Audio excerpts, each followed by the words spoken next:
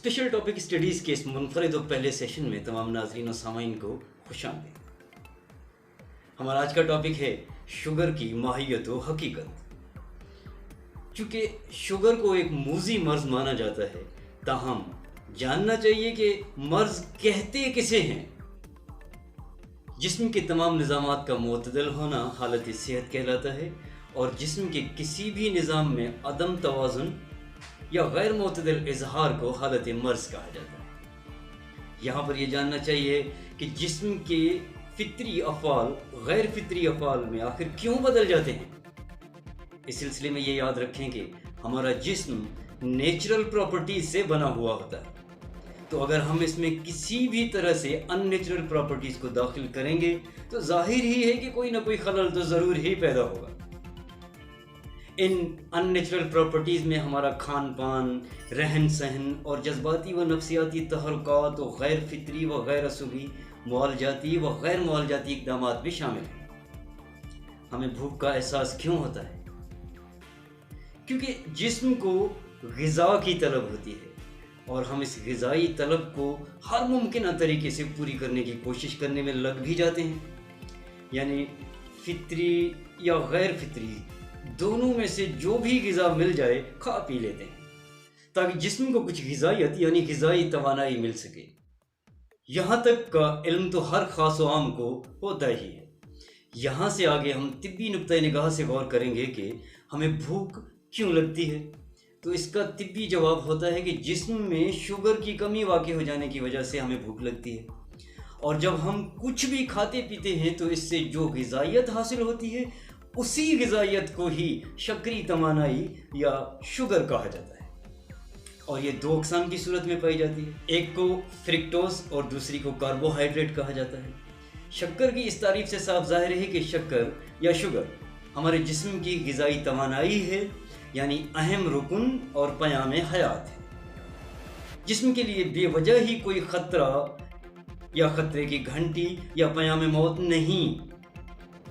اس سادہ سی دو مثالوں کو سمجھ کر آگے بڑھتے ہیں کہ جس طرح کھانے کا نوالا منہ میں ڈالنے سے پہلے ہی منہ میں ایک خاص قسم کی رطوبت آ کر منہ اور گلے وغیرہ کو تر کر دیتی ہے تاکہ کھانا بآسانی چبایا، نگلا اور قابل ہضم بنایا جا سکے۔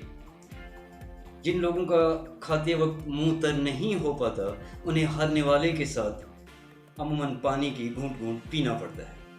اور دوسری مثال یہ سمجھ لیں کہ جس طرح پیشاب وغیرہ خارج ہونے سے پہلے بھی ایک خاص قسم کی رطوبت پیشاب کی نالی میں آ کر نالی کو تر کر دیتی ہے تاکہ پیشاب کی تیزابیت وغیرہ کی وجہ سے جسم کو کسی طرح کا نقصان نہ پہنچے، بالکل اسی طرح سے ہی بھوک لگتے ہی کھانا کھانے سے قبل لبلبہ سے ایک خاص قسم کی رطوبت نکل کر جسم میں شامل ہو جاتی ہے، جسے انسولین کا نام دیا گیا ہے۔ انسولین کا کام یہ ہے کہ غذا سے حاصل شدہ شکری توانائی کو جسمانی خلیات میں جذب کروا کے جزو بدن بنانا اور وافر شکر کی مقدار کو اسٹور کروانا ہے۔ نیز بحالت ضرورت شکر کی غیر ضروری مقدار کو جسم سے خارج کروا دینا بھی انسولین کا ہی کام ہے۔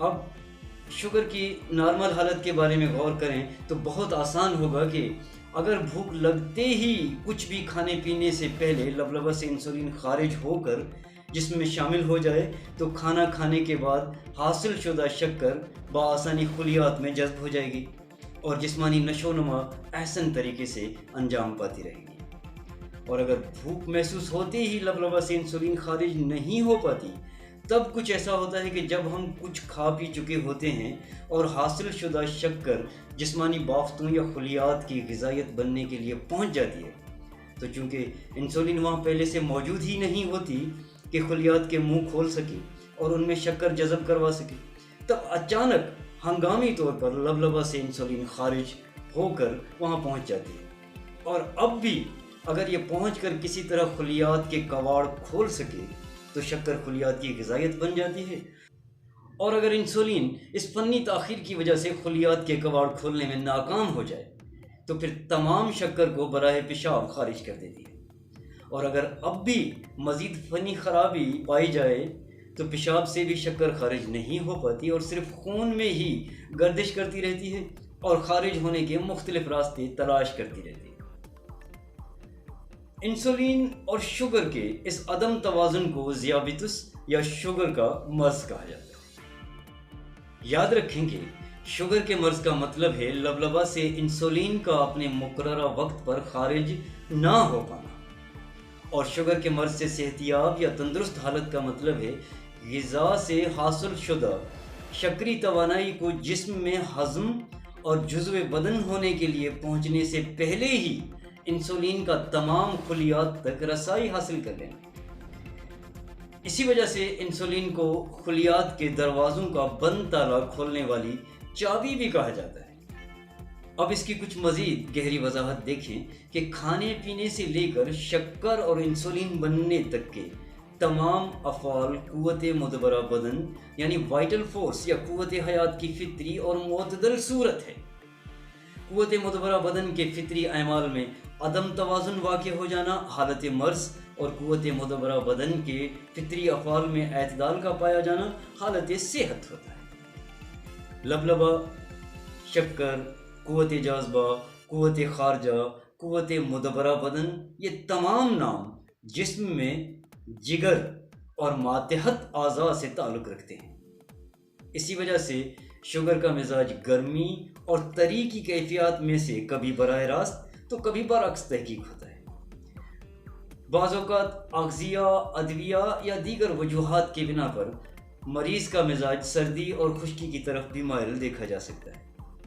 مجھے امید ہے کہ آج کے سیشن سے آپ شوگر کی ماہیت و حقیقت کے بنیادی تعارف سے بخوبی واقف ہوئے ہوں گے۔ اگر آپ اسپیشل ٹاپک اسٹڈیز میں اپنی پسند کا ٹاپک ڈسکس کروانا چاہتے ہیں تو ہم سے رابطہ کر سکتے ہیں۔ شکریہ۔ اپنے ہوسٹ و فیسیلیٹیٹر ہومیوپیتھک ڈاکٹر یونس کشالی کو نیک تمناؤں کے ساتھ اجازت دیں۔ اللہ نگہبان۔